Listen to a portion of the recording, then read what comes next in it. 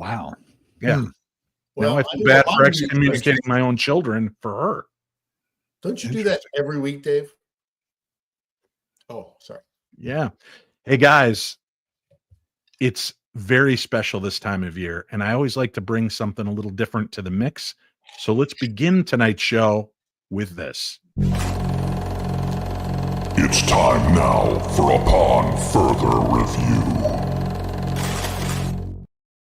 All right, I wanted to dig deep into the archives of movies and stumbled upon one that I was blown away from the very early 80s. And I popped it on, started watching it, and I thought, I need to share this movie with our unexpecting audience. See, it's this chilling tale of two unsuspecting brothers that are drawn to the darkened halls of a mental asylum, a long abandoned institution steeped in dark secrets. And what begins as an investigation into strange local rumors unravels into a nightmarish descent into the unknown. Within the asylum's shadowy halls, they uncover the horrifying remnants of cruel experiments in mind control and the lingering presence of a supernatural force that defies comprehension. Among the restless spirits that haunt the asylum is the tormented ghost of a murdered man, his cries for justice echoing through the decaying corridors, his anguished spirit pleading with the brothers to uncover the truth of his death, leading them deeper into a web of betrayal, madness, and paranormal terror. As they unravel the asylum's sinister past, they awaken forces that were best left undisturbed. And with time running out, the brothers must solve the ghost's murder and confront the malevolent entity that seeks to claim them and a beautiful young stranger as its next victims. This harrowing journey through the veil of life and death delivers relentless suspense and supernatural thrills that will haunt audiences long after the credits roll. And gentlemen, I will tell you, without a doubt, this movie earns 5 out of 5 phantoms for me. Shall we take a look at the trailer? Is that the first 5 out of 5 Phantom? No. They've been there before. Somewhere behind granite battlements, beyond impenetrable gates, indoors, something evil is brewing, and it isn't Elsinore beer. Here, an unsuspecting heiress has become the innocent pawn of a diabolical genius. At his command, space-age super lasers that can incinerate an entire metropolis. An army of deadly hockey warriors. At his fingertips, lots of beer. Just one more test, and then we're ready for the world. What fool dares stand in his way? Good day, I'm Bob McKenzie. This is my brother Doug. How's it going, eh? Welcome to our movie, eh? At last, television's Dave Thomas and Rick Moranis have just hit the great white screen. These are the adventures of Bob and Doug McKenzie, Strange Brew. That's private company business. Perhaps one of these would refresh your memory, eh? The gallant champions of truth. He's lying, all right. I don't need no machine to tell me that, eh? I didn't do it, I swear. It must be them. Justice. I think it's time the little lady and I had a chat. And the pursuit of bad guys. We will move towards Oktoberfest as planned. I can't believe it. He drank it all. Oh, no! And I will not underestimate our little friends again. With Max Foncido. Shut up! Paul Dooley. You murdered him first. He was already dead when I killed him. Lynn Griffin. If I didn't have puke breath, I'd kiss you. And an all-star cast. Take off, you boy. You take off, you nut. Okay. Don't miss the biggest, the grandest, the first Mackenzie Brothers movie of all time. The Adventures of Bob and Doug McKenzie. I'd like to thank the Academy. That's it. We're leaving, kids. Come on. Strange Brew. You hoes, they wanted to see our movie. Now they're mad at us. Take off. It's only a preview, eh? I didn't want to show them the best part. Okay, so that's our topic for today. So good day. Hey, you guys, back up! Classic movie. Classic supernatural thriller. Imagine my surprise when I revisited that movie and realized there are ghosts, there is an unsolved murder, and paranormal aspects to the entire flick. I knew I had to share it with you, my best friends, and the audience of thousands. And you are seeing a young Dave Thomas before opening his first Wendy's. It's a different Dave Thomas. Oh, I was Yeah. misled. Yeah, very, very much so.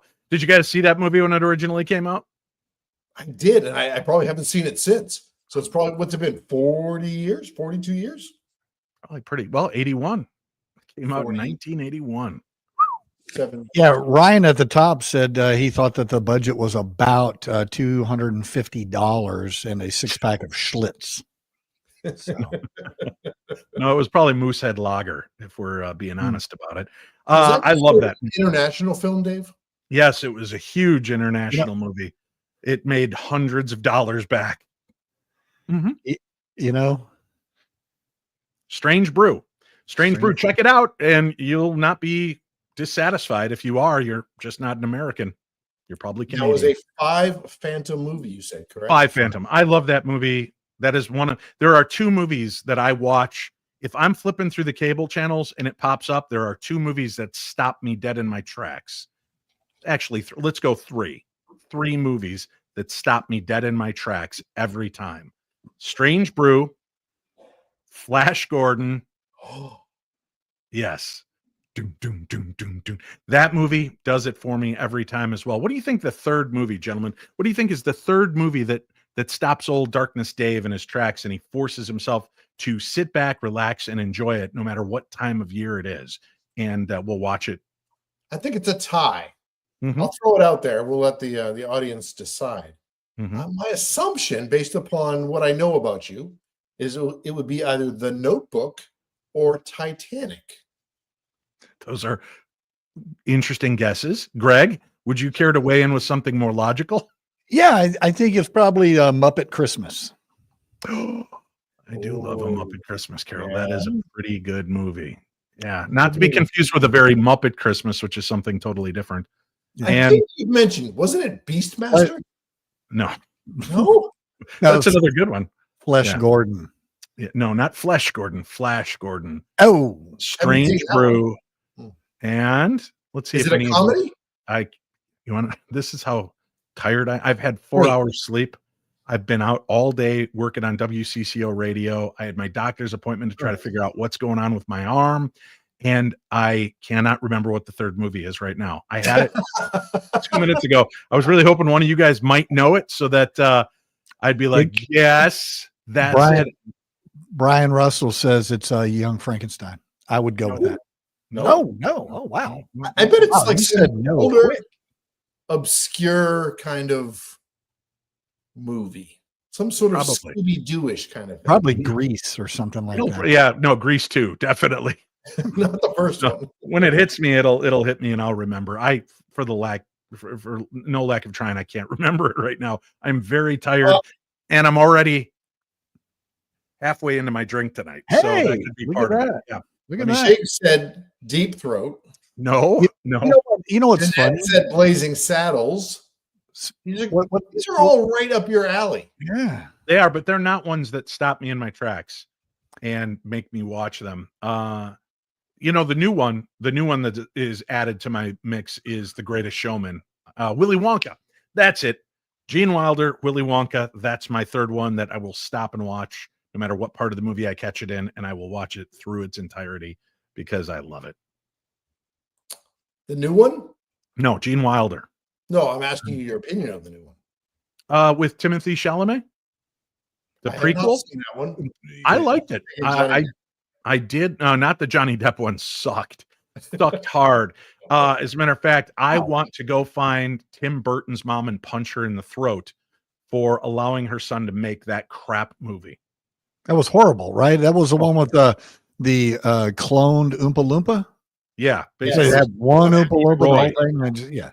Yeah, Deep Roy played all of the Oompa Loompas. It's a horrible junk movie, but the one with Timothy Chalamet is a good one. Speaking of Timothy Chalamet, he's got a new movie coming out at Christmas called Bob Dylan, right? Or the yeah, he's Bob Dylan's movie, and I can't remember the name of that one either. It's Willy based on one Wonka. of his songs, right? Yeah, just move on. Great Unknown. What is it? The No. like a complete unknown. That's what it is. Like a I don't really know, but, solid song, but It's called A Complete Unknown. And he did all the singing, playing of guitar, and the harmonica in that movie. Timothy Chalamet. Have y'all ever tried to listen to a podcast and the guys just keep talking and talking about stuff that they just don't get to the those subject. are my favorite podcasts because I think I'm going to learn at that point, Greg. But usually they have a third person who doesn't say much because they're just there to learn. He just sits there turning different shades of purple and being very unhappy. Let's get to it. We've got stories because apparently Greg wants to hear supernatural news. Do we have any emails first, though? We have no emails. That is Monday's show. I've removed you guys from the emails. It is now Sarah Lemos and Scotty Davis, the mediums, will join me, and they'll be here Monday. So if you have any questions for Scotty or Sarah, you can email me, dave@paranormal60.com. We'll be reading those and sharing them on Monday night. We're doing that once a month together. Yes, Chuck. Yes. No, I was going to tell Greg, if he wants, I have a ton of email from Amazon that I can read. I've got packages about to be delivered, close to being delivered, might be delivered. Sorry, we're delayed. It's going to get there tomorrow. Yeah. That's usually how those emails go recently. They do. Well, that's because the gated community, it's hard to get in there, man, if you don't know anybody or anything. Let's read your story, Greg.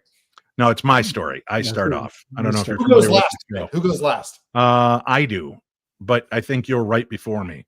All right. I better get going. Go ahead. Yeah. So listen, if you have to have been living under a rock to not have been made aware of the stories that are blowing up all over right now regarding all the drone activity that's being seen around the United States. And there's a key U.S. Air Force base that has closed their airspace because of the drone sightings. So the drone activity caused Wright-Patterson Air Force Base in Ohio, one of the United States' most critical military installations, to close its airspace for nearly 4 hours late on Friday into early Saturday last week. Authorities monitored the drones, referring to it as small unmanned aerial systems, and confirmed no impact on base residents, facilities, or assets. During the incident, air traffic control warned aircraft to exercise caution due to heavy UAS movement, while base security forces handled the situation. Wright-Patterson, spanning 8,000 acres and homed over 38,000 personnel, houses key Air Force operations, including the Air Force Research Lab, Air Force Materiel Command, and the National Air and Space Intelligence Center, which focus on countering technological threats and identifying air, space, and cyber risks. The base also hosts the National Museum of the U.S. Air Force and played a historic role in the 1995 Dayton Peace Accords. Now, the incident follows a growing number of drone sightings near and around U.S. military and nuclear facilities and critical infrastructure, including Picatinny Arsenal and Naval Weapons Station Earl in New Jersey. Officials, however, emphasize, hey, there's no evidence these sightings pose any security threat.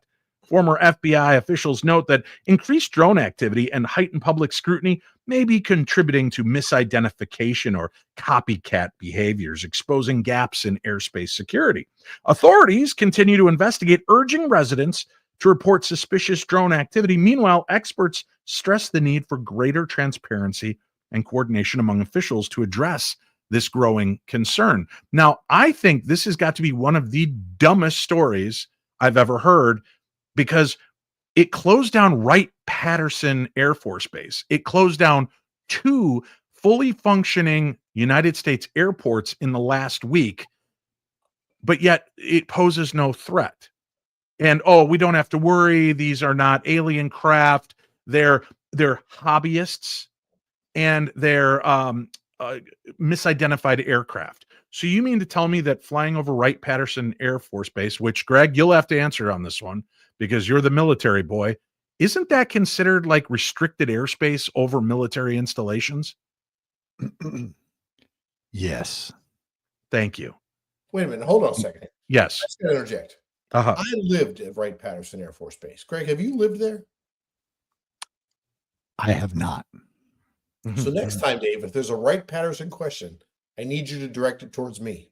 I thought you would be the wrong Patterson person to ask. See what I did there? Right, Patterson. Wrong Patterson. Woo! Yeah, I didn't know that you lived at Wright-Patterson Air Force Base, Chachi. Why? So when I was born, Dave, Uh-huh. I can't tell you where. That's classified. Okay. But I was born at the Air Force Academy. Oh.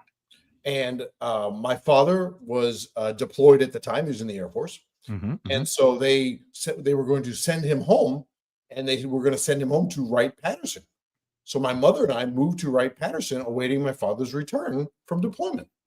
Is there any truth to the matter that you were conceived in an Arby's parking lot? There were no Arby's when I was conceived. That's how old I am, Dave. Wow. Yep. And I'm older than you. That's terrifying.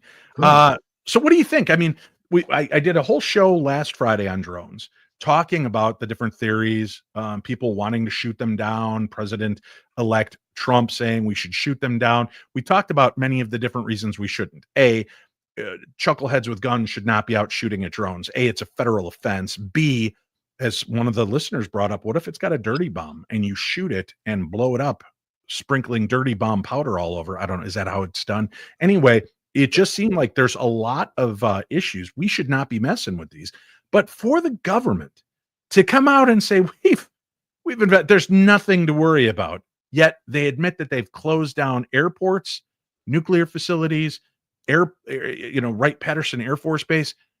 If there's nothing to worry about, then why are they worried?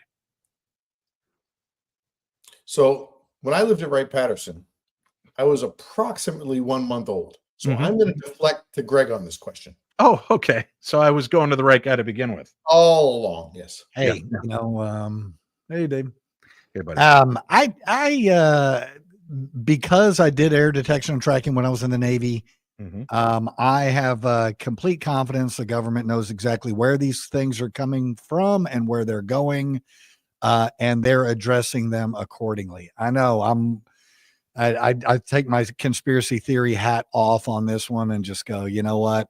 There's some people that are going to either be getting in trouble or they're going to be changing some policies, because this is it's kind of concerning, but it's the media that's fueling this thing. Well, it's not just media though, Greg, because people are nervous. I mean, obviously we have potential war on a couple different fronts on our planet right now. People that are, Russia threatening nuclear strikes because of our involvement, China stepping up and showing some concern. You've got a lot of things going on, and people are starting to see things in the skies over their property. We're being told this is nothing to worry about. Hobbyist drones. There are specific laws for you to be able to fly those drones. Yes. And it's not like it's just a couple. And they're saying, oh, some people are mistaking celestial bodies for these drones. I'm seeing the video footage. Now, I know that there's some of this footage that is old footage that's being repurposed and people are claiming it. So that does cause a problem. But that's not the media's fault. That's the jackasses that are putting out that footage saying it's brand new. However, I know somebody who lives in a pretty major metropolitan area who was alerted by his neighborhood society that there were drones. And not only were there a couple drones, when he watched and saw them firsthand, there were many drones in a residential area. Chachi, do you know anything more about this story? I do. I learned kind of third hand about the story. I was talking to somebody the other day, and they had a Ring camera. So those of you that have Ring cameras, there's a community aspect to it where if you are in the area where you sign up your zip code or whatnot, it will notify you when things are happening in your area. And the pop-up said that someone said they saw 6 drones over this particular area just outside of Dallas, Texas. And so the said person immediately walked outside to see if it was true. And not only did they see those 6, additional started to fly into the area. Don't know exactly how many, probably 10 or 12, give or take. They did not fly in any sort of pattern like we have been seeing in New Jersey, but rather they were scattered around. Now, what I found interesting was when this person was sharing the story, they did not take any video of this. Now, how many times do we say, grab your camera, take a video, share it, right? And we all joke about those people that don't do it. Right. In this case, Dave, it was me. Me, Dave. So you see 12 to 15 drones. Now, can you tell me, you're familiar with what drones look like the little hobbyist I have drones? flown drones, yes. Yes. Is it that, or are they aircraft? What can you tell us about your experience? So what I saw was, and you could tell the difference between an aircraft and a drone purely based upon size. These were very low flying drones, I believe, very small in size, I would say, but not your typical 12, 14-inch Greg Lawson size, but rather more of 6 to 8 feet in size. I mean, they were large drones. And usually folks that buy them for their homes or for personal use aren't buying something that size, right? We can all go to Best Buy right now, and you can buy a drone that's, 12 to 18 inches in diameter. These things were much larger because it was almost hard to distinguish between an aircraft and the drone. And what I found very, very interesting was how they were coming from the west, heading east, and they just kept coming.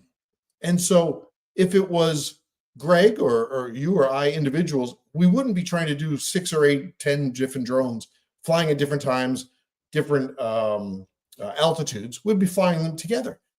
So this had to be if it was drones, it had to be some sort of coordinated effort amongst a community of drone owners where they all kind of met at the same time.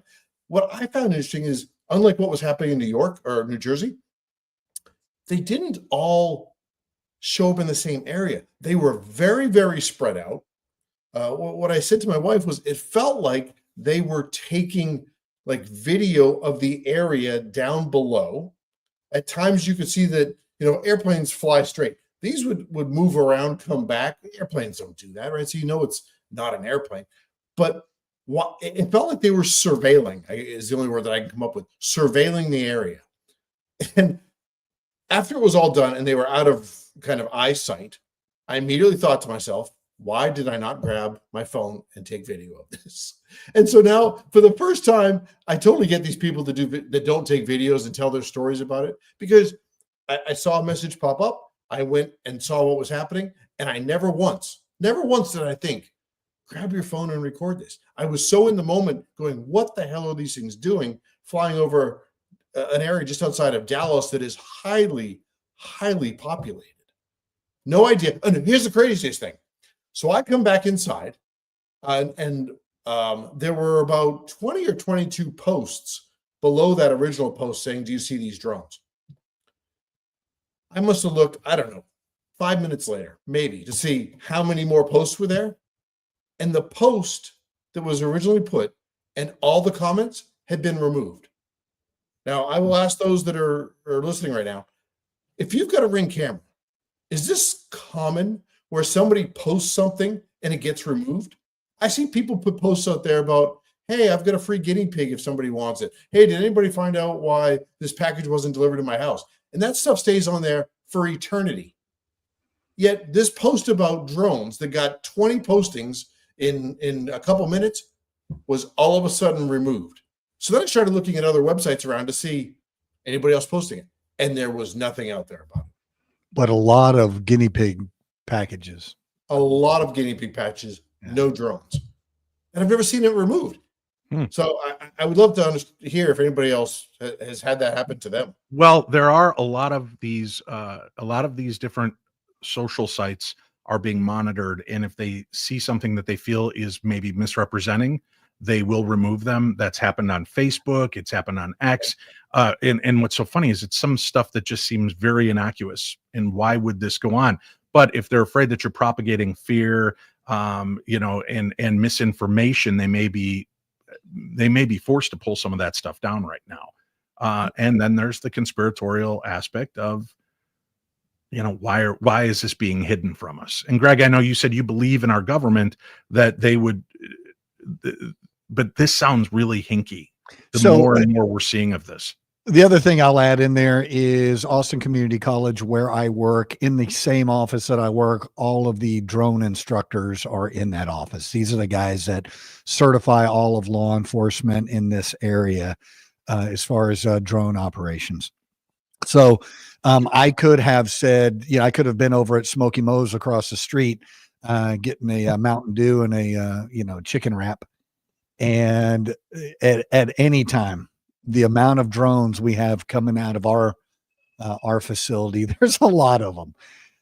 And they're all different sizes and that sort of thing. So I'd love to jump on the bandwagon on this as far as, like there's something else.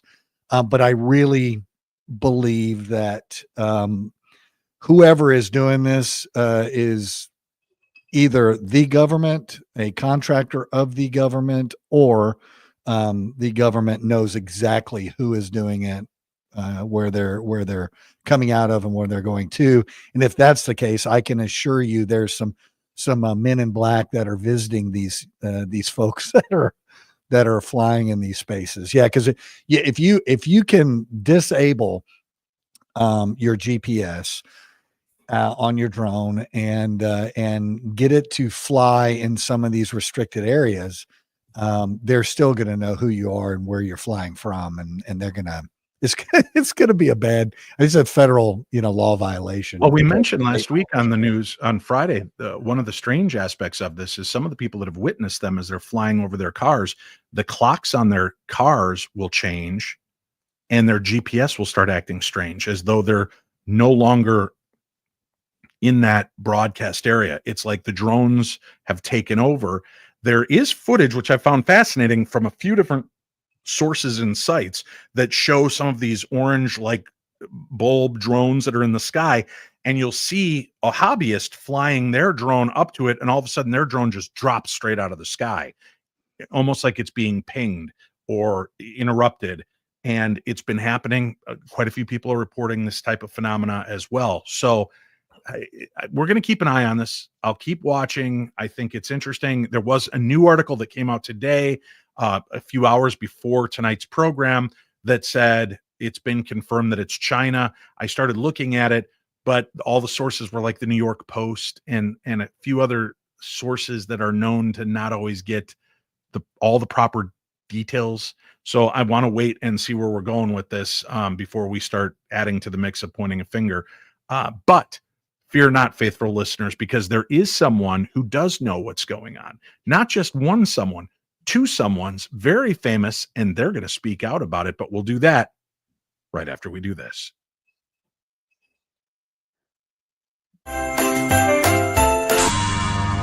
The holidays aren't all joy and jingles. Behind the festive lights lies a shadowy history. And Jeff Belanger's Surviving Krampus and Other Yuletide Monsters, The Fright Before Christmas, is here to unwrap the history for you. This isn't your typical Christmas story. It's a fun, fascinating, and sometimes frightening deep dive into the forgotten folklore of the season. A world where Krampus isn't just a pop culture icon, but a devilish enforcer, ready to snatch naughty children. Where trolls, witches, and the Yule Cat stalk the snowy landscapes, and St. Nicholas's heavy-handed helpers bring more punishment than presents. Explore folklore from across the globe, from the elf-like Tomten to the terrifying Grilla, who drags the misbehaved to her mountain lair. Discover why the winter solstice, the darkest time of year, has always been a season to fear. Whether you're curling up by the fire or walking alone on a cold winter's night, The Fright Before Christmas will have you questioning every shadow. It's available in hardcover, audiobook, and CD, perfect for gifting to your favorite spooky season lover. So this holiday season, add a little more fright to your festive nights. Grab your copy of The Fright Before Christmas, available wherever you buy your favorite books, because nothing says Merry Christmas like a Yule cat ready to pounce. With the holidays here, maybe you're looking for that last-minute stocking stuffer idea. Well, why not join me, along with my friend Scotty the Medium and Sarah Lemos, the Psychic Medium, and our good techie buddy Kevin Swanson for the Paranormal Science Fair. It is a paranormal investigative weekend taking place at Minnesota's most haunted hotel, the Palmer House Hotel in Sauk Center, Minnesota. Tickets are on sale right now. March 27th through the 30th is the weekend event. We have new presentations, gallery sessions, investigations, and more. It is a weekend you do not want to miss. So get off the couch, get into the game, become part of the investigation with me, Scotty, Sarah, and Kevin this March 27th through the 30th. You get more information at darknessevents.com. That's darknessevents.com.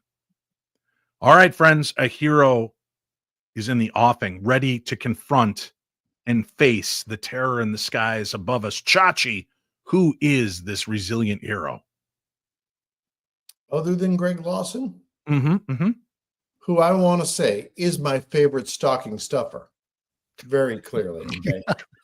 Okay. Oh, God, I love Scotch. Listen, so I'm a big football fan. Football fan. Yes. Great. But I'm not really a fan of this guy. His name's Aaron Rodgers. So if you're a football fan, just hang with me here for a moment. Because Aaron Rodgers believes aliens are behind the mysterious phenomenon and is planning an experiment to prove it. Oh, Experiment. Mm-hmm. This is the guy that makes $50 million a year playing football. He's got the money to experiment. All right. New Jersey residents have been baffled by a series of mysterious drone sightings in recent days, as we've talked about, which is prompting speculation. Speculation, you say? I thought to myself, when that came out of my mouth, I think I just added an R in there where it wasn't. Let's just have a sip on speculation. At time 39 minutes, we're getting into our first story, and I get my first. That would be our second story. I don't know if you remember me sharing the story about Wright-Patterson Air Force Base being closed down. I did the first news story, but thanks for paying attention. That was the story. He's not known for paying attention, Dave. No, he's too poor to pay attention. Anyway, Aaron Rodgers, America's savior, is here. Okay, here we go. A civil servant. Yep.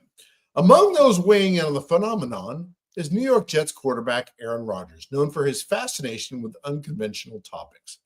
During his appearance on the Pat McAfee show, hell of a good show, honestly, Rodgers questioned whether the sightings were merely helicopters, pointing to law enforcement's interest and local reports, while hinting at a more extraordinary possibility. Wow. Yeah. Rodgers, as we all know, is not shy about. Nope, I'm not going to start it that way. Let me take it back a second, okay? Rodgers never wanted to shy away from the unusual. Oh, man, I cannot wait. How many stories do I have tonight? 2 or 3? Oh, you have 3, and this is your first one. We're going into call the liquor delivery service right now. Mm-hmm. Rodgers never wanted to shy away from the unusual, announced a unique plan to investigate the phenomenon himself. He revealed he would host a 5E experience direct from his New Jersey home, an event intended to initiate contact with extraterrestrial beings. Rodgers described his plan to use meditation and green lasers on a clear night, suggesting the activity could invite otherworldly communication. The 5E experience likely We haven't had a show like this in a while. Yeah. The 5E experience likely refers to the CE5 protocol popularized by my favorite doctor, Dr. Stephen Greer, a method focused on human-initiated contact with extraterrestrials. Yeah. Extraterrestrials. Uh-huh. I'm already looking for someone to read my second story. Wow. Through guided meditation and collective consciousness. Now, I'm just going to add here, for those of you that don't know, Mr. Rodgers has done ayahuasca. Mm-hmm. Talked extensively about the opening of his mind. So this is interesting, right? Because that CE5 practice, which I think was in a documentary back in probably last year, called Contact, the CES experience. It aimed to foster communication. CE5. Yeah. What? It was the CE5 experience, not the CES. That's going to be hard to be looking up. Yeah. The CE5 experience, which aimed to foster communication by combining intentional focus with deliberate technique. You know what I'm there, right, Dave? Yeah. Many are skeptical. It's just while many remain skeptical is the sentence at hand. Oh, okay. While many remain skeptical about the drone sightings, Rogers' involvement has added a layer of intrigue to the story. Whether it's helicopters, drones, or something otherworldly, Rogers' unconventional approach has once again captured attention, blurring the line between sports and the extraordinary. Or some may say extraordinary. Now, I don't know if you've seen the new docu-series. I believe it's on Netflix, and it's Aaron Rodgers' Enigma. It's a 3-episode show. I sat down and watched the first 2 episodes because I, unlike a lot of people, am intrigued by Aaron Rodgers. I think he was one of the best quarterbacks we've ever seen, playing sometimes for middling teams. But I was fascinated because in the commercials for it, it showed him doing quite a bit with the spirituality of trying to communicate, trying to, he does the ayahuasca journeys. He goes in for healing with the bowls. The guy is pretty remarkable in a lot of those cases. He was also, for those of you that don't know, RFK's choice for his running mate as a VP. To which Rodgers was? Yes. Yeah.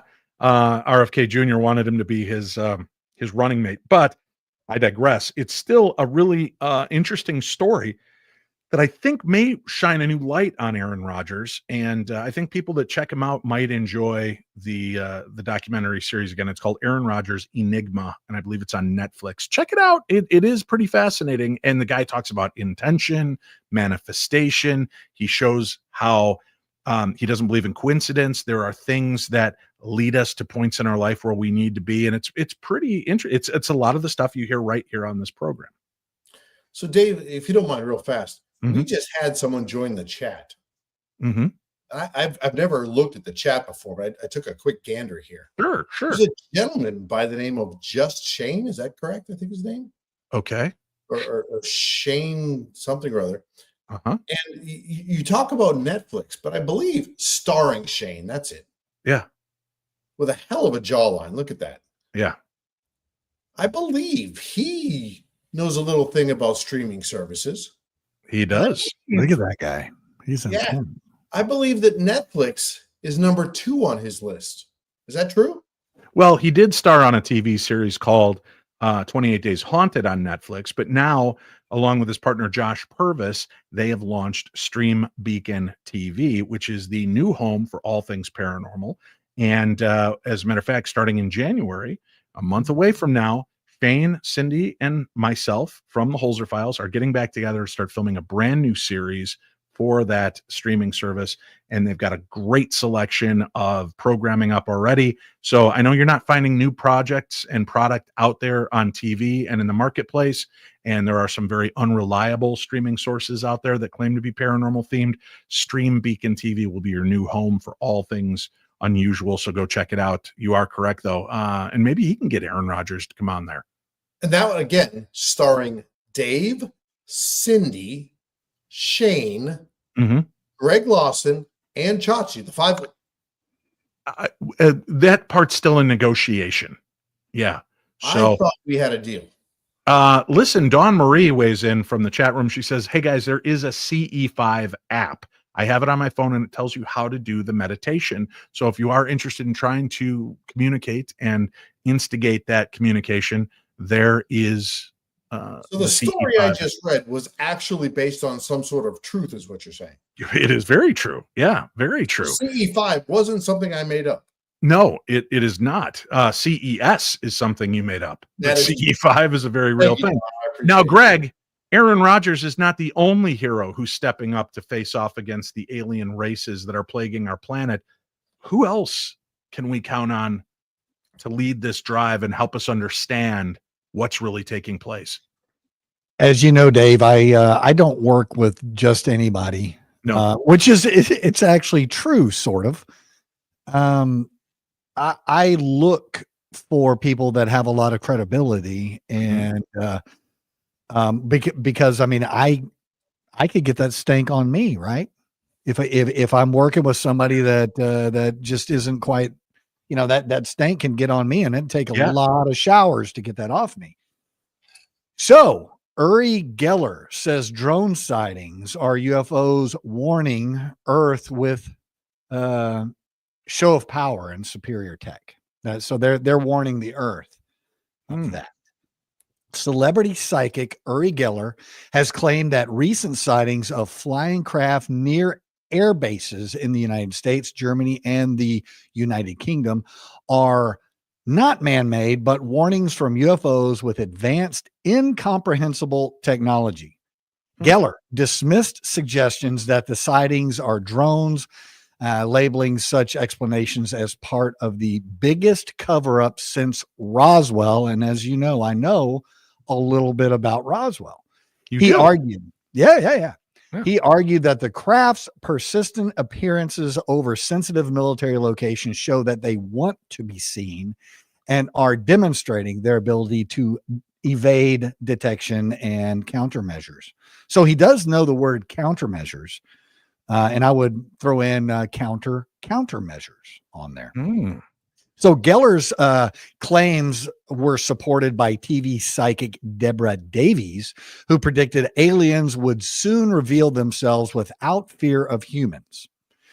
In response to the U.S. Senator's suggestion that the crafts could originate from Iranian motherships, Geller criticized the explanation, comparing it to the infamous Roswell weather balloon story. He questioned why the U.S. military seems powerless to stop the crafts, emphasizing their international and public display over strategic air bases. Yeah. Geller believes that the sightings are a deliberate warning from extraterrestrial beings and predicts that their presence will become increasingly undeniable. Reports of similar instances and incidents have emerged from air bases in New Jersey, Germany, and the United Kingdom, fueling further speculation about their true origin and purpose. Back to you, Dave. I will tell you, and I know this will be a surprise, the photograph you're seeing is not an actual photo. Man, I did ask. That's Uri Geller. I asked AI, could you show me if Uri Geller were to face off against alien craft, what would it look like? Oh yeah, that's and it. Uri known for bending spoons. They show him chucking spoons up into space at alien craft. Dude, the AI knows a lot more about us than we know about it. Man, look at that. That is true. That's incredible. You couldn't have done a better job there. No, and if you'd like, I will get that on a T-shirt, and you can order your Uri Geller versus alien. Only we're gonna have to call it Uri Geller, spelled with a Y-U-R-I, so I don't get sued. Yeah. So now, do you own that image now since you asked for it? Yes. Son of a gun. Yeah, it's beauty. Cuckoo. All right, let's get moved on. We've got more stories to share. This is pretty exciting. A 7,000-year-old alien-like figurine from Kuwait is a total surprise to archaeologists. Oh yeah. And archaeologists in Kuwait have discovered a 7,000-year-old clay figurine with slanted eyes, a flat nose, and an elongated skull, resembling modern depictions of aliens or extraterrestrials, or as Chachi calls them, extraterrestrials. Unearthed at Bahar 1, one of the Arabian Peninsula's oldest settlements from about 5,500 to 4,900 BC, the figurine is the first of its kind found in Kuwait or the Arabian Gulf. Settled by the Ubaid, which is a Mesopotamian culture known for its distinct pottery, Bahara 1 serves as a crossroads of cultural exchange with Neolithic societies in the region. The figurine, crafted from Mesopotamian clay rather than local materials, highlights how the Ubaid brought their artistic traditions to the Gulf. Similar lizard-headed or ophidian figurines have often been found in Mesopotamian graves, and they're believed to hold symbolic meaning, potentially tied to the identity or social status of the person buried. Some theories suggest the elongated skulls reflect the Ubaid practice of cranial deformation, achieved by wrapping infant skulls to symbolize class or cultural belonging. While the figurine's features appear otherworldly, its design was typical of Ubaid art during the 5th millennium BC. Discovered in a mundane activity area rather than a ritual site, the artifact raises new questions about the Ubaid's ritual and social practices. Ongoing excavations and studies at Bahara 1 may reveal more about the Ubaid's influence in prehistoric Gulf and their ties to Mesopotamia. I think there's a lot of thought going into what looks very much to me like I don't know, a fourth grader's pottery piece that they made for their parents for Mother's Day. I could be wrong, but it does look like the one alien is holding a suckling baby to her clay bosom. Yeah. So they might have just been celebrating Mother's Day, and in pottery class, it just whipped that sucker up. That other one looks like some sort of popular ghost depiction of some cartoon thing that I've seen online, but I don't know. Thank you for that in-depth analysis, paranormal detective Greg Lawson. I'm hurting right now. Well, Chachi's story did cause us to drink everything. Oh my God. Oh God, he's drinking more, and his next story is up. I should have kept that story for him. Talking about Mesopotamia. Was mine the first story? No, mine was again the first story, then Chachi, and then me again, because I'm the host of the show. I'm what we call the anchor of the show. So sometimes I talk more. I know it's hard to believe, but if you look back in the records, you'll see it. Chachi, yeah, we yield the floor to you, good sir. What is our next story? You have a story to share with us about microbial life. Outer space. I read this one earlier. So I'm just going to say the first story when I read it earlier. Just read the story. What? All you have to do is read the story. You don't have to. No, I'll explain them. He wants to explain it. Lucy, he wants to explain it. We're in minute 55 right now. This is what we should do. Uh-huh. I will, for the show, Dave. Uh-huh. Yes. I will do one of those things where you put money in the thing. Uh-huh. If I can make it through the entire story, yes, without a mistake, I will put $50 in the kitty. In the what? I think you should put $50 in the kitty for every time you do make a mistake. Because if you're betting on you not making a mistake, you're never going to pay that up. I'd like it to be reversed. Reversed? You heard me. Reversed. Reversed. Okay. Yeah. Super short story. Uh-huh. Every word is 32 characters long. That is true. Ready? All right. And grab your drinks, everybody. We got this coming.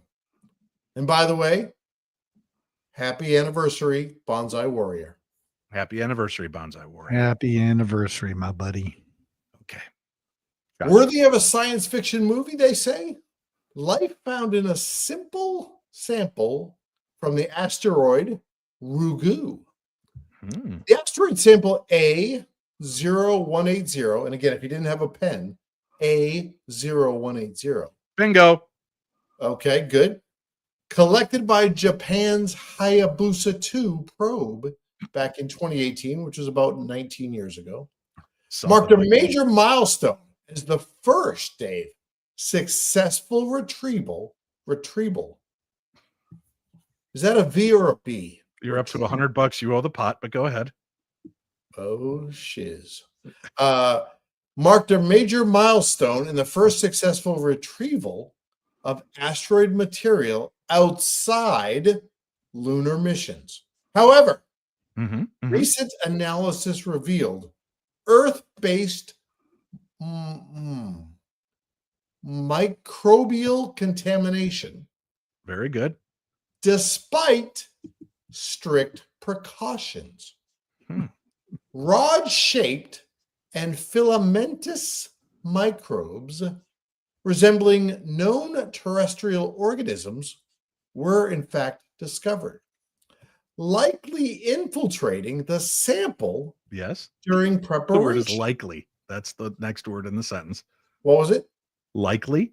What did I say? You said nothing. You just froze after discovered. Okay. The contamination raises concerns about planetary protection measures, which $200. Yes. aim to prevent Mhm. Earth-based life from spreading to other celestial bodies.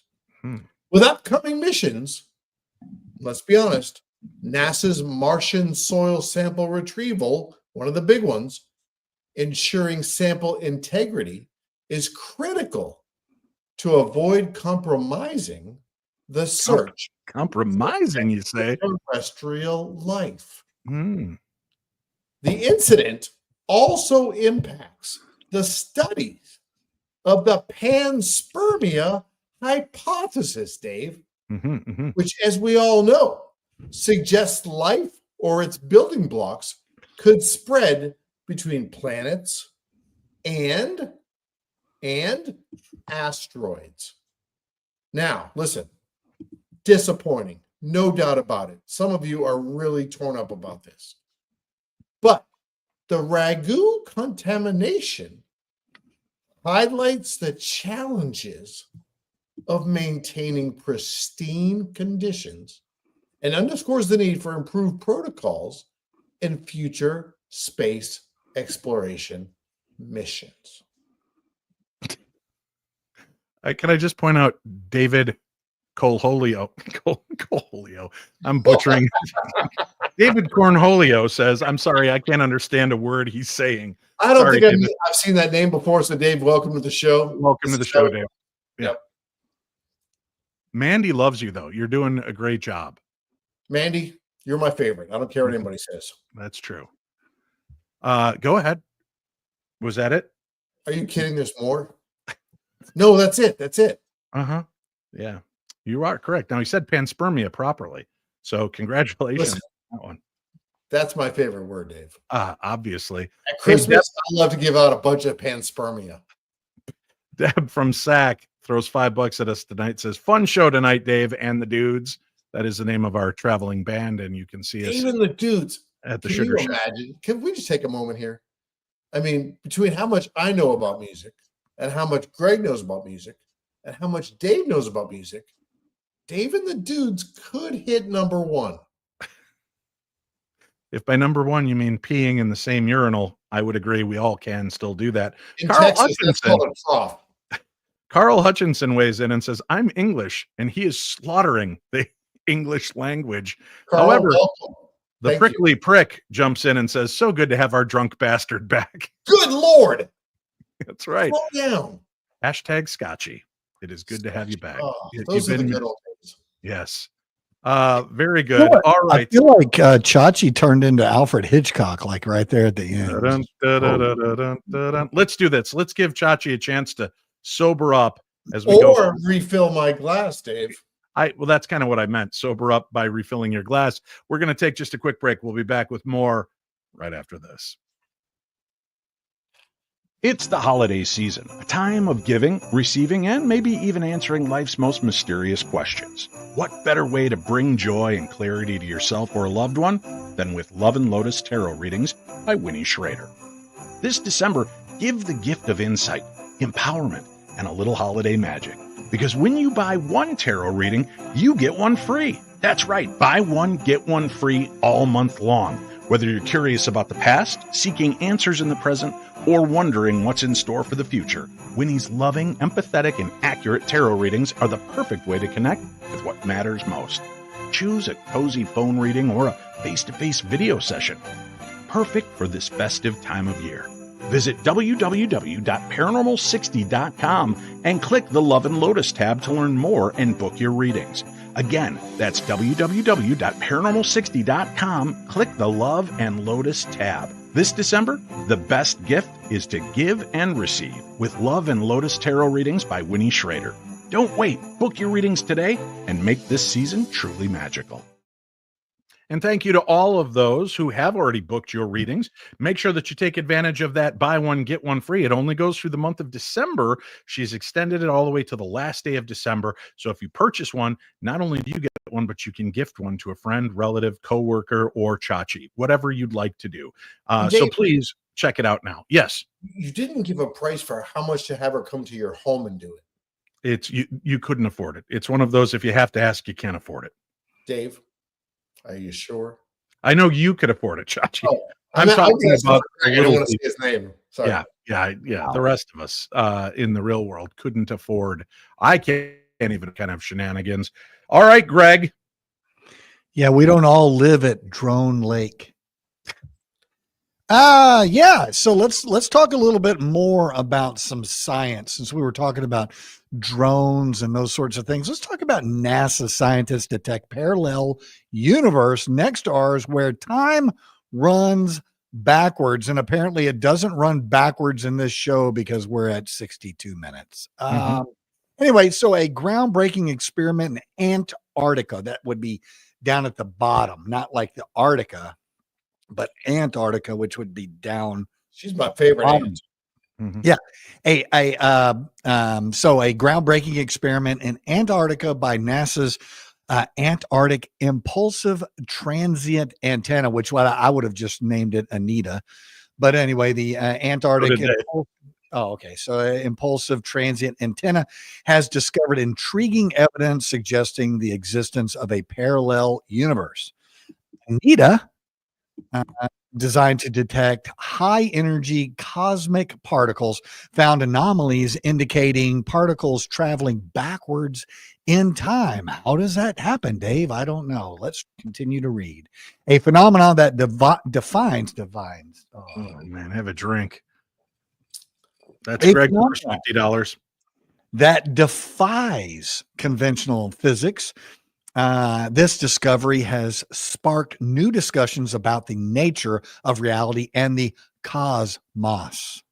Cosmos. I don't think that's a word. Cosmos. It's okay. Cosmos. I would think that most would be an E or something on the end, but Anita detected high energy particles known as tau neutrinos.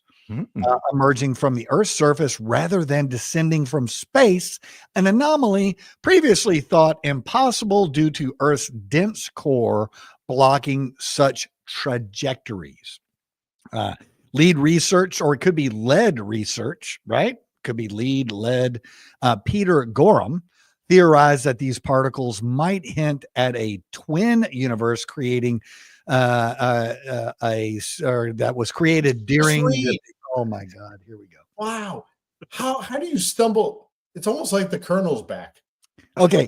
Particles that might hint a twin universe created during the Big Bang, where time flows in reverse, not like the beer that I'm drinking. And the laws of physics operate oppositely. Huh? How's that, y'all? Oppositely. While the findings are groundbreaking, they remain controversial with the scientific community. Some researchers, like astrophysicist Grant Lewis. How'd you like that? Grant. It's just Grant. It's not Geraint. No, it's Geraint, actually. He's he's Welsh, and he was at Cornell, and now is he's the guy that did the whole. I think it's Geraint. Thanks for playing. Geraint. Well, he's Welsh, like I said. G-E-R. There's a British guy on here. A-I-N-T. Geraint. But anyway, he's the guy that did the dark, dark energy and all that stuff. Anyway, he argues that this undiscovered particle behaviors could explain the phenomenon without invoking a parallel universe. Similarly, Pat Scott of the University of Queensland emphasizes that while the concept of multiverse is plausible, it is only one of several possible explanations.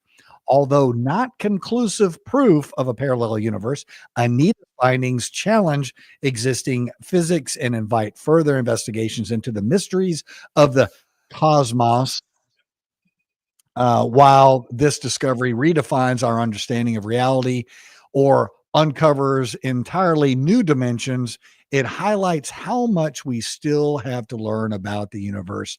And that, Dave, makes sense to me. Agree. That is the greatest comment of the year. Bring What? that I didn't. up. What are you Deb talking about? from Zach says this is better than sleeping pills. This is the greatest comment of the year. And there have been some amazing ones. My neck hurts. Poor Deb. Oh my God. The Bonsai Warrior says, just to be clear, it is my birthday, not my anniversary. Bonsai, come on now, buddy. Come on, man. Either way. Who gave you a shout out on your Anna day? Dawn Marie says, man, I hope there's no quiz at the end of this show. Wait a minute. That is a great idea. Can you imagine 5 questions that we throw up on the screen? That's it. So people have to answer. And the first that answers them all correctly gets to go to sleep, I guess. It's to go to bed. Yeah, exactly.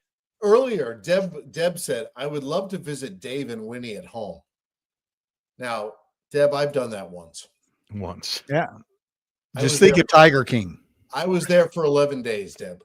There is no getting out once you're there. Once it wasn't even willingly that he was here. Just watch the show Tiger King. You'll know everything you need to know. There's only 2 things in Dave and Winnie's house. Peanut butter whiskey and McRib sandwiches. No, McRib sandwich wrappers. Crappers? What? Wrappers. Oh, just the empty wrappers. Yeah. All right, let's get to it. Hey guys, big news. Don't know if you heard about this. Huge news in the paranormal world and horror industry. Zach Baggins is back, and he's launched a horror movie production company called Scarehouse Films.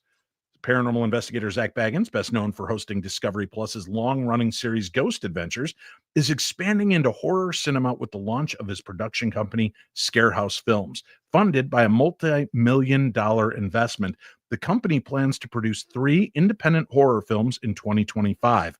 Baggins, a prominent figure in the paranormal field, has built an empire as a television host, author, and operator of a haunted museum. In addition to his television success, which includes creating shows like The Paranormal Challenge and Deadly Possessions, Baggins ventured into filmmaking with the 2018 documentary Demon House. He recently collaborated with filmmaker Eli Roth on The Haunted Museum, a semi-scripted series inspired by the haunted artifacts in his Las Vegas museum. Baggins' 3-year deal with Discovery Plus ensures that Ghost Adventures will remain a top franchise on the platform through 2024. Beyond paranormal entertainment, Baggins has made appearances in unexpected places, such as serving as a guest star on Food Network's Halloween Wars, where he inspired Baker's spooky creations. And now, with Scarehouse Films, Baggins is poised to further his influence in the horror genre while continuing his paranormal pursuits. Genre. Did you hear that? The paranormal genre. Nothing? Nothing. Got nothing? All right, good. Chachi, your final story is here, sir. Not ready. Yep. Not ready at all. Dave, could I just ask, if I You read may. a story, could I just get 30 seconds at the end of the show to share some big news about the show? Sure. Wait till you hear what I say. Okay, let's hear what you've got right now, though. This one bothers me. Okay. The demolition of the most haunted nightclub, Bobby Mackey's. It's raising some ghostly questions, Dave. You've been to Bobby Mackey's, right? Oh, multiple times, yeah. Okay. The demolition of Bobby Mackey's, long considered the most haunted nightclub in the country, is actually complete. Is that right, Dave? It is. You're reading the article. It's right there. The article says nearly complete. I believe it's actually done at this point. Here's what concerns me. Questions still remain, though, about the legacy of Bobby Mackey's. And a good friend of yours, Laura Rowland, who has led paranormal tours of the venue for decades, described frequent reports of shadowy figures, apparitions, mysterious voices, and even physical interactions, like pushing, shoving, things that you don't want to do in the bedroom. The uncertain nature of paranormal study raises speculation about whether the spirits will remain tied to the land or tied to the building? And this is a question I've had for probably 25 years. Do things happen because of the land or the building? Well, Laura explained that spirits could be attached to either one of them. If it's tied to the land, they're going to linger and haunt whatever is built on the site. However, if connected to the original building or its contents, the spirits may dissipate, which would be absolutely horrible. With plans to construct a new nightclub on the property, she believes there's a strong chance the paranormal activity will continue in the future. For now, Bobby Mackey's temporarily relocated to the old Mugby's in Florence. Owner Mr. Mackey plans to open a new venue on the same site in 2026, leaving the fate of what I consider pretty legendary spirits to be an eerie mystery, Dave. Now, what I don't know, why did they tear down that particular building? Have you ever been to Bobby Mackey's? Dave, I don't have that kind of money. You're right. You don't. And that's why I've been there multiple times and you have not, because that's not a place you would probably frequent. Bobby is a very nice man. It is an old establishment. It is very, when I say rustic, I might be a little too kind in saying that. Uneven floorboards, some dodgy looking wood. It was a place that probably should have been closed, a good decade ago for refurbishment. Let's be honest. And Greg knows this better than anybody. Right. Nobody wants dodgy looking wood. Right? The older the wood gets, the more dodgy it is. Yeah. So you believe by them bringing in new wood, strong, young, viral wood. It's viral? oh, yeah. No. I think you meant virile. Virile. Dave, you don't want viral wood. Do you think the activity will continue once the new wood is installed? Once you've inserted the new wood, I'm sure that a whole new plethora of things are going to open, because you've got to, if it is a portal ground and you're adding new wood right into the portal, I think you could be stirring up more paranormal activity, kind of inseminating the entire area with spiritual resonance. All because of the new wood. Yeah. Because old wood, flaccid old wood that's fallen in on itself is really of no use for the living or the dead. Greg knows what I'm talking about. You showed a photo a moment ago of them beginning to demolish the building. Uh-huh. Do you know what happened to the old wood? Like in most cases, it's just forgotten about. So like that wood will just go away. If he was smart, he would be selling chunks of that wood on eBay. Greg pretty much sells chunks of wood every time he goes to a paranormal conference. Let's move on. Greg, it's time for your final story. Oh, we got another. We're going to do a story? Yeah. Yeah, that's good. I'm ready to get started. That was a story, if you were paying attention, Greg. I was ready to get started. I couldn't tell. Almost 60, Greg. We do a little podcast every week. Couldn't tell. Some of us do, Chachi. There we go. You're talking about Zach Baggins. Let's talk about Museum of the Shadows. It's very popular to now open up museums and things like that with stuff. So Museum of the Shadows in Pensacola. Museums without stuff is just an empty building. Well, yeah, but I mean, it would be a very interesting museum, right? You could just do rooms. That would be cool. Mm-hmm. Okay. Anyway, you just meant. I'm sorry. Let me read the title here. Museum of Shadows opens in Pensacola, boasting some of the most haunted artifacts in the U.S., and that would be standing for the United States. What part of Pennsylvania? I'm sorry, what'd you say? Yeah, Pensacola, Pennsylvania. No, Pensacola, Florida. Oh, Florida. All right. So I don't know. I don't go down there. Yeah. So the Museum of Shadows, which recently opened in Pensacola, shows a lot of stuff, and it showcases a vast collection of haunted artifacts, including dolls, Ouija boards, and even a human skeleton. Imagine just being that guy and go, man, I should open up a museum of the paranormal. And you know what would be unusual for me to have in a museum of the paranormal? Let's do dolls, Ouija boards, and human skeletons. I bet no one has ever thought of that. So we're going to move on with the article. At the center of the eerie exhibit is Claire, a doll tied to a chair said to display demonic behavior such as scratching and occasional movement. And I'm not sure what kind of movement that is. Chachi, would you know? It's occasional. They just said it in the article. All right. Owner Nate Ratterman, who also operates the original Museum of Shadows in Nebraska, claims to own around 5,000 haunted objects, receiving donations worldwide. Other notable items include a haunted mirror that goes dark, a doll that's reported to blink, move, or cause paranormal disturbances, and other stuff. The museum offers a spine-chilling experience bathed in dark red light, where visitors use flashlights to navigate and are warned not to touch the artifacts.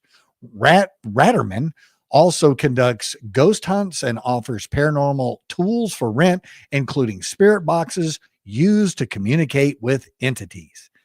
A standout feature in the 10-minute sit challenge, where participants endure a dark room surrounded by haunted objects like a demon Ouija board and misty portraits.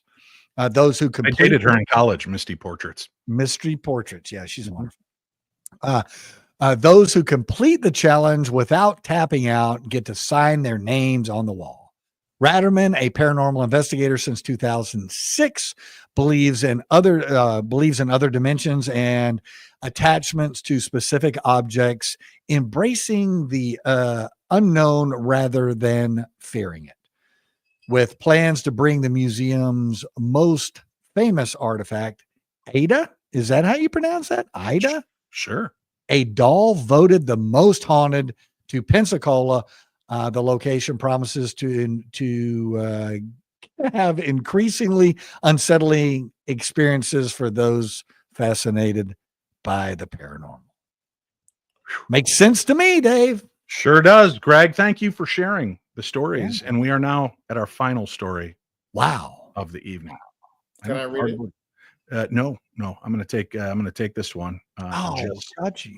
So I can make a quick mention. But first, I do want to mention Missouri Paracon is going to become one of the biggest Paracons in the United States. It launches February 28th through March 1st at the Ameristar Casino Hotel in Kansas City.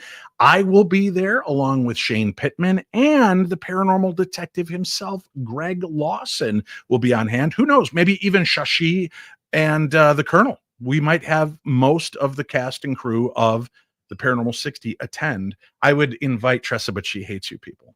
So what, Marty, is he's just still working on his contract? Is that what the deal is? That's what's holding him back, is getting his contract. He worries. He's very big in the industry to try to help people that are going through bad times. And we'll just leave it at that. But we thank him for the work he's doing as a greatest American hero. Thank you, Colonel. We miss you and love you. Could I go to that? Yeah, come on. The tickets are for sale right at darknessevents.com, Chachi. You'll find the link and information for Missouri Paracon, and you'll be able to find out all the other great guests that'll be there as well. So sure, join us, Chachi. It'd be great to see you there. Is that going to be at the Belvoir Winery? No, I think I just told you it is going to be at the Ameristar Casino Hotel in Kansas City. And for those of you who've never been to the Ameristar, it is absolutely beautiful. I think there's like 8 to 10 restaurants in it. It's huge. It's really nice. Very well done. So I did a walkthrough a couple of months ago, and it was absolutely really nice. Discount, Dave? Could you get me a discount? I can try. Yeah, Greg and I have got this contractual thing where we don't just let anybody in, though. I don't feel like I'm part of the team. You are, in a very far out there way. Hey, Chachi, you know the size of the bar there in Michigan, right?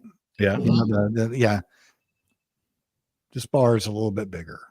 Little bit bigger. What happens when Chachi goes to the bar in Michigan? He buys everybody. I buy for everybody. Everybody. I'm pretty sure you could get me a 2% discount. I will try my very best to get you 2% discount. Let us go to our final story. Thousands of near-death experiences point to an afterlife, according to a researcher. The phenomenon of near-death experiences, or NDEs, has captivated Dr. Jeffrey Long, a cancer specialist turned researcher who now firmly believes in their authenticity and potential evidence of an afterlife. Over decades, Dr. Long has documented over 5,000 NDE accounts from individuals across diverse cultures, religions, and languages. His findings reveal consistent themes, including out-of-body sensations, encounters with deceased loved ones, and vivid experiences of light or heavenly realms. Despite the varying details, these accounts share striking universality, transcending personal beliefs of life experiences. Dr. Long established the Near Death Experience Research Foundation in 1998 to collect and analyze these testimonies. His research highlights key observations. Nearly half of NDEs involve out-of-body experiences. 75% of participants express a reluctance to return to life due to feelings of overwhelming love and joy, and over 50% describe witnessing a heavenly domain. Furthermore, nearly all participants report losing their fear of death, viewing the afterlife as a continuation of existence rather than an end, while only a small percentage report encounters with God or Jesus. These moments are deeply transformative, often reshaping participants' spiritual beliefs. Beyond research, Dr. Long's work profoundly influences his approach to patient care. He openly shares his findings with interested patients, offering comfort and hope in the face of terminal illness. His conviction in the existence of an afterlife allows him to provide reassurance, emphasizing that death is not an end, but a transition to a peaceful, loving existence where reunions with deceased loved ones await. For Dr. Long, his work is not just about advancing science, but also about fostering peace and resilience in the face of life's greatest uncertainties. And that's it for tonight. That is your news, folks. Thank you for tuning in. Thank you for spending some time here with the Paranormal 60 News crew, the only news you need to know. And as we say goodbye tonight, we're going to turn the cameras over to Chachi for his 30-second final discussion point of the show. Dave, Chachi, the floor is yours. As I was thinking about 2025, we have such great fans, and I would really like us to host an event where we do a live show from a location where we bring everybody in. We provide the alcohol. Dave, could you provide the alcohol? I think you can. Oh, Dave's coming back. And Dave said no. We will provide a location where for a small nominal fee, by using your credit card, they will provide alcohol. And we will do a live show where we will interact with the audience. David, welcome back. I thought this was just me talking to the audience. It was, but you're starting to unnerve me with your promise of free booze and free One places. of the greatest shows in the history of the Paranormal 60 News was when we were on the Jericho cruise, had a couple of fantastic wrestlers with us, and we were interacting with the audience, took questions live. Do you remember that, Dave? I do. I do. 2025. I'm not saying where, I'm not saying when. Can we, as a news crew, commit? We will identify a location to do at least one show in 2025, Dave. I will agree to that. Greg? You heard it there first, folks. There will be a show in 2025 where everybody will be together for a short weekend. And when I say short weekend, probably 2 to 4 hours. Knowing Dave, most likely in Minnesota. No. We'll do some potentially at Dave's house, potentially at Dave's front yard. Yeah, probably not. But we will talk about it, Greg. We should have Chachi on more often, and we'll discuss this. But I would love to have a full live event where we're all together. And then I would go to. Just won't stop. We will get together in 2025 with you, our Darklings, and we would love to see you there. Hopefully we'll be able to get the Colonel, maybe even Sweet Tea involved, and we will have a weekend of fun and live shows. Greg, are you in? Yeah. I'm Perfect. ready. Good, ready. good. All right, Chachi, it looks like it's a done deal. She is not full of sweet. She is somebody who is saccharine sweet. And for that reason, she may or may not be at the event we hold later this year. Sounds like a plan. Thank you all for tuning in. I'll be back again Friday with a special edition to make up for Monday's show being canceled due to connectivity issues. We will be back Friday night live right here on the only place you need to visit for the best in paranormal talk radio. I'm Dave Schrader, and this is the Paranormal 60.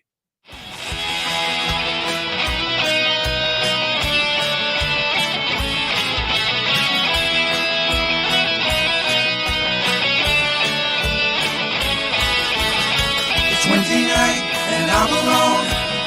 The Paranormal 60's on. It's just for paranormal freaks like me, with poltergeists and ghosts and blues and UAPs. You miss a word, you do a shot. It starts to snowball and we laugh a lot. It's just like drinking with your TV friends. I'll be passed out before tonight's show ends, dreaming the aliens are taking me away. I'll go wake up for sometime late on Saturday. It's Wednesday night and I'm alone. The Paranormal 60's on. Schrader's on. Schrader's on.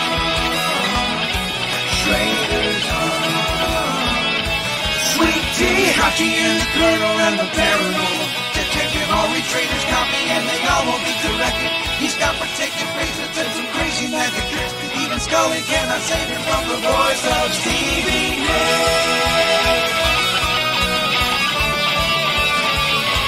Schrader's on. Schrader's on.